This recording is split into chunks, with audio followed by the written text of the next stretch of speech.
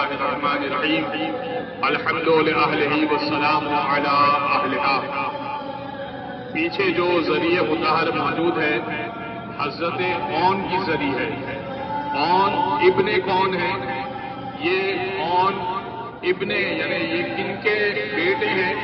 ان کے بارے میں 3 روایتیں پائی جاتی ہیں۔ ایک روایت یہ ہے کہ یہ اون ابن علی ہے، یعنی مولا علی کے بیٹے اون ہیں۔ ایک روایت یہ ہے کہ یہ اون ابن حسن ہے، مولا علی کے وہ بیٹے، مولا حسن کے وہ بیٹے اون جو کربلا میں آئے تھے اور پھر لڑتے لڑتے یہاں پر پہنچ گئے اور شہید ہو گئے۔ ایک روایت یہ پائی جاتی ہے کہ اون ابن عبداللہ ابن جعفر طیار، یعنی جو اون محمد کا آپ سنتے ہیں ان میں سے یہ اون وہ ہے۔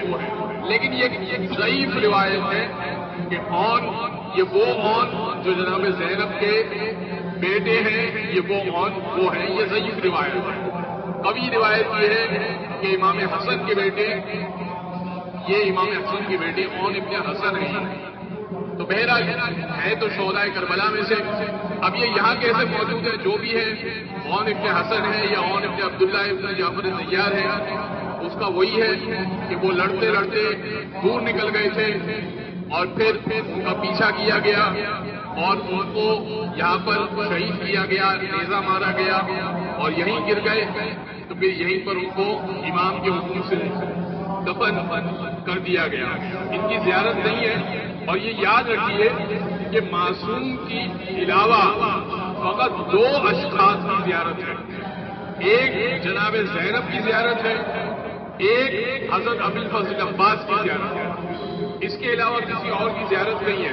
اب جب آپ جناب حود کے پاس گئے وہاں آپ کو زیارت نامہ دکھ گیا، آپ اپنی کتاب کھولیں گے آپ کو ان کی بھی زیارت مل جائے گی۔ تو یہ کیا ہے؟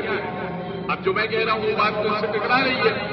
یہ زیارت یہ وہ زیارت نہیں ہے جو منقول زیارت ہے، بلکہ یہ وہ زیارت ہے جو علماء نے تعلیم دی ہے کہ اس طرح سے تم سلام پیش کرو۔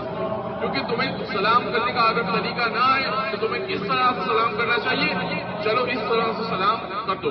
تو یہ طریقہ بیان کیا گیا ہے کہ سلام اس طرح سے پیش کیا جائے۔ کوئی یہ تصور نہ کرے کہ معصوم کا تعلیم کردہ یہ سلام ہے۔ معصوم کے تعلیم کردہ سلام فقط ائمہ کے ہیں یا حضرت عباس کا ہے یا جناب زینب کا ہے۔ ایک صلوات محمد و آل محمد ہدیہ کر لیجیے گا ان کو سورہ فاتحہ پڑھ لیجیے گا۔ اگر 2 رکعت نماز پڑھنا چاہیں تو پڑھ لیجیے گا۔ باقی آپ کو فرحان بھائی انشاءاللہ گائیڈ کریں گے۔ ایک صلوات محمد و آل محمد۔